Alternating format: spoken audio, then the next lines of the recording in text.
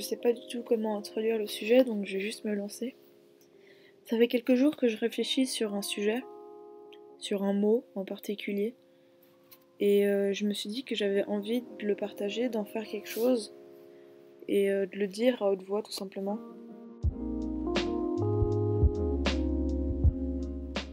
C'est quelque chose que je trouve très important et que j'ai l'impression d'avoir pas assez abordé avec d'autres personnes. C'est peut-être à cause de notre jeune âge. Enfin, on a 20 ans, on pense pas forcément à ce genre de choses encore, je sais pas. Donc, la solitude.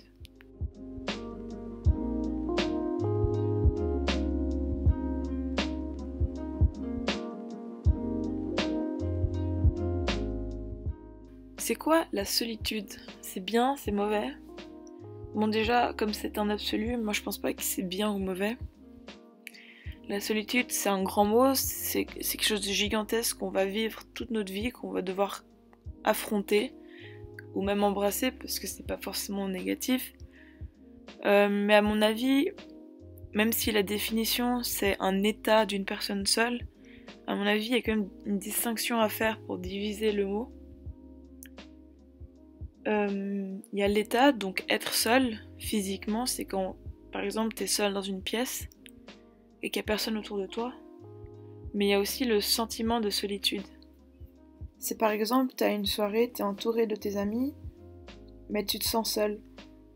Ça veut pas dire que physiquement t'es tout seul, que personne ne t'aime, mais ça veut dire que dans ta tête, tu te sens seul, tu te sens délaissé, peut-être rejeté.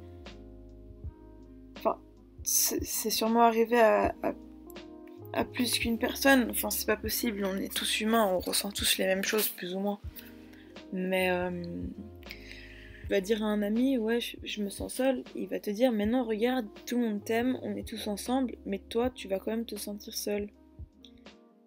C'est quelque chose que souvent les gens autour de nous ils comprennent pas, que les amis ne comprennent pas, c'est pas forcément mal, enfin c'est pas grave si quelqu'un ne comprend pas, c'est difficile de décrire ce qu'on ressent exactement, ce qu'on pense, parce qu'il n'y a pas assez de mots dans notre vocabulaire pour décrire enfin, tout ce qui se passe dans nos têtes.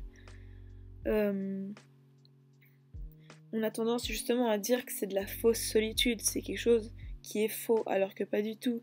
Il n'y a pas de faux sentiments, tout ce qui se passe dans la tête, c'est quelque chose de vrai, parce que on peut pas contester, c'est quelque chose qui nous arrive. Bon déjà, il faut savoir l'accepter, mais c'est pas quelque chose qu'on peut dire. Enfin, on peut pas dire que c'est faux. Donc déjà, enfin, c'est quelque chose qu'il faut comprendre parce on m'a souvent dit aussi, arrête, tu dis n'importe quoi, c'est pas vrai. Alors que je peux pas, enfin, je suis désolée, mais c'est comment je pense les choses. On peut pas dire que c'est pas vrai vu que c'est comme ça que je le sens. Mais comment justement ce sentiment arrive-t-il? Alors j'ai pas vraiment de réponse, j'ai des déductions, mais elles risquent d'être fausses, hein. Je sais pas, moi je sais tout vient de mon esprit, de ma tête, hein. J'ai pas lu de livre, j'ai pas fait de recherche, rien. Donc peut-être que ça vient que tu te sens différent des autres, que tu te sens en exil enfin, tu te sens plus du tout à la même longueur d'onde des gens autour de toi. Par exemple, tu te sens perdu dans ce monde et t'as l'impression que personne ne peut comprendre qu'est-ce que tu ressens. À mon avis, c'est vraiment un manque de confiance en soi qui va faire qu'on va se sentir seul. Parce qu'on sera déconnecté avec soi-même. Quand on se sent seul, c'est qu'on est déconnecté avec qui on est. Si on se sent seul, c'est aussi qu'on sent qu'il n'y a plus personne que la personne dans notre corps, qu'il y a un divorce entre notre corps et notre personne, notre moi, notre je.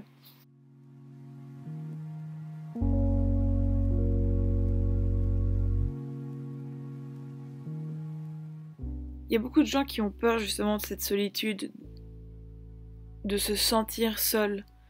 Enfin, moi je pense que ça vient aussi du fait que les gens ils ont peur de se sentir rejetés. Et ça, bien sûr, ça vient aussi d'un manque de confiance en soi et de qui on est. La peur, c'est un moteur qui gère énormément l'esprit humain. Enfin, quand on a peur de quelque chose, ça va directement nous donner une sorte. Enfin, on va plus réfléchir et c'est la peur qui va dicter nos actes.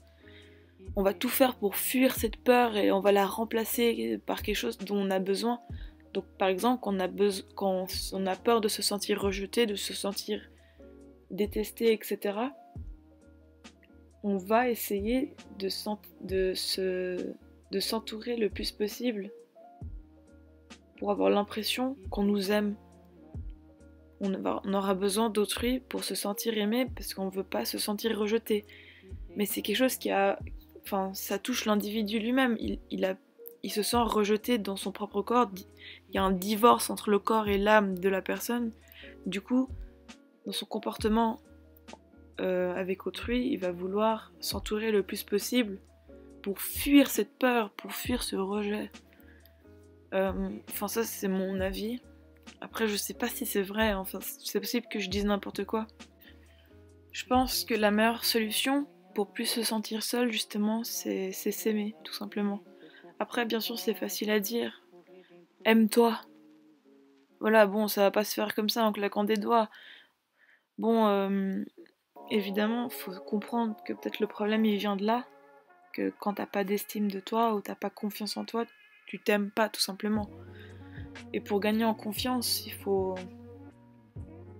apprendre à connaître le monde, parce que c'est en apprenant à connaître le monde qu'on apprend à se connaître soi-même, et donc à s'aimer, et à aimer qui on est, à aimer sa singularité, l'individu qu'on est. C'est en aimant ce qu'on fait, en créant, en rencontrant des gens, c'est comme ça qu'on apprend à mieux se connaître. Et c'est ainsi qu'on n'a plus peur à être seul, qu'on n'a plus ce sentiment de solitude parce que on ne fera qu'un avec soi-même, on n'aura plus peur d'être seul. Du coup, le sentiment de solitude, il disparaîtra complètement parce qu'on sera à l'aise avec qui on est, on a confiance en soi, on a de l'estime pour qui on est et pour ce qu'on aime. Il faut vraiment apprendre à être singulier, à se différencier des autres. Et c'est comme ça qu'une personne peut gagner cette peur de la solitude et donc ce sentiment de solitude.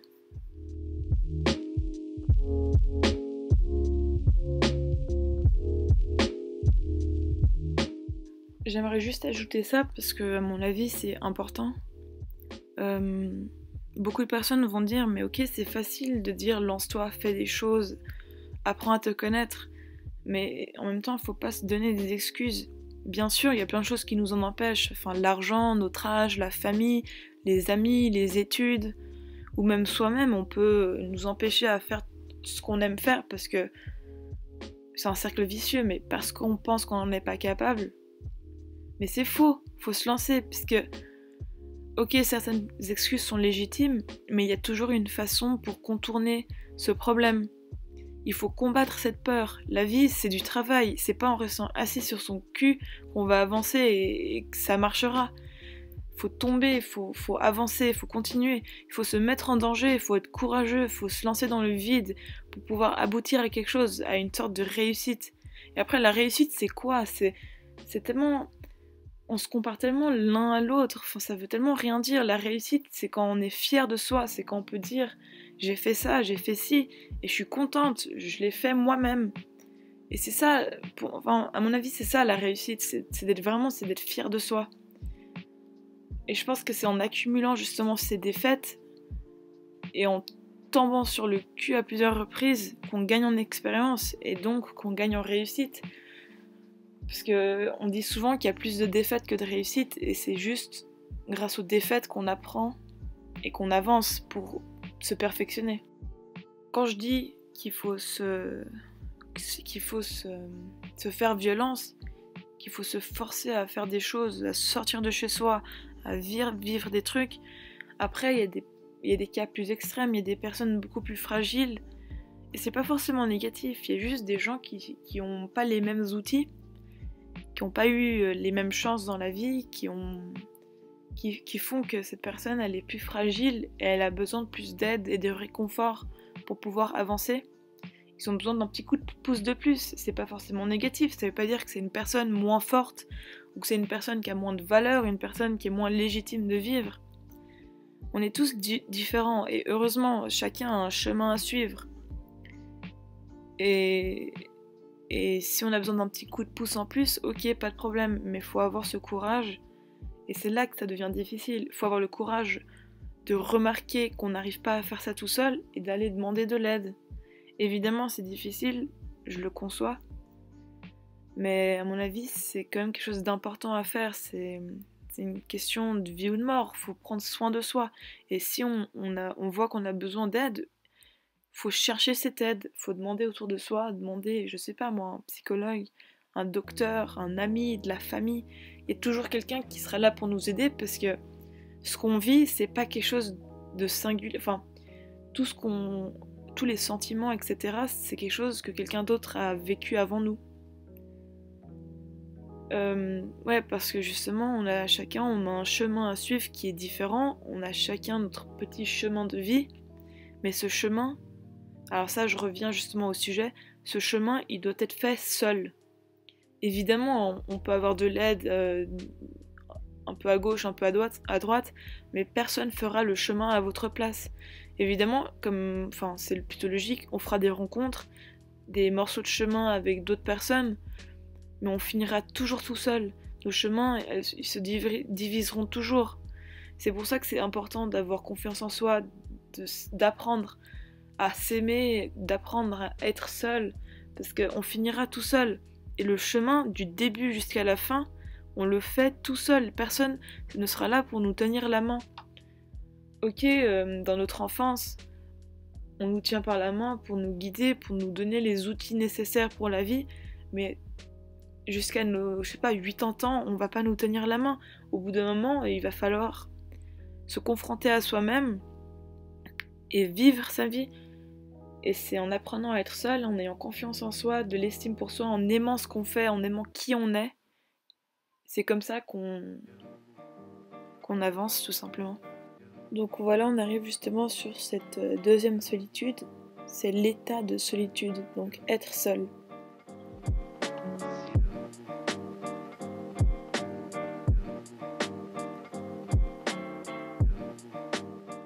À mon avis, ça peut être plutôt positif. Après, ça dépend toujours, parce qu'elle peut nous pousser à faire des choses pour soi-même et seulement pour soi-même et pas pour impressionner quelqu'un d'autre, par exemple. Enfin, pour moi, c'est une valeur importante, c'est de faire les choses pour soi avant tout, parce qu'on vit pour soi-même, sans être bien sûr trop égoïste. Parce que, à mon avis, de notre temps, le bonheur, il dépend toujours des autres avant tout. Il dépend jamais de soi-même. On attend toujours de l'autre qui nous rende heureux. Alors que personnellement, j'aimerais bien pouvoir dépendre de moi-même avant tout. En tant qu'être humain, instinctivement, on va chercher le bonheur, l'amour, tout ce qu'on n'a pas dans quelqu'un d'autre. Alors que, à mon avis, le vrai amour, c'est aimer une personne telle qu'elle est, sans attendre quelque chose en retour. Donc je pense qu'avant de pouvoir aimer réellement, il faut apprendre à s'aimer soi-même et à être seul, à vivre en autonomie avec soi-même. Et donc, ne pas mettre une pression sur autrui et ne pas attendre quelque chose de quelqu'un d'autre.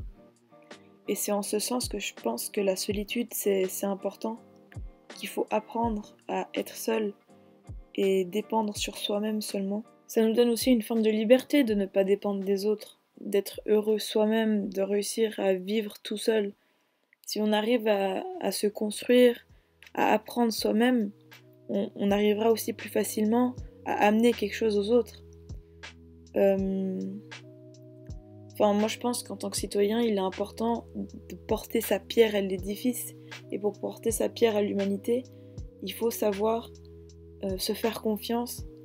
Il faut aimer la solitude, pouvoir se retrouver, se comprendre, pour donner le meilleur de soi-même en quelque sorte, sans être influencé par d'autrui. Mais évidemment, on est des êtres humains, on est fait pour vivre en société.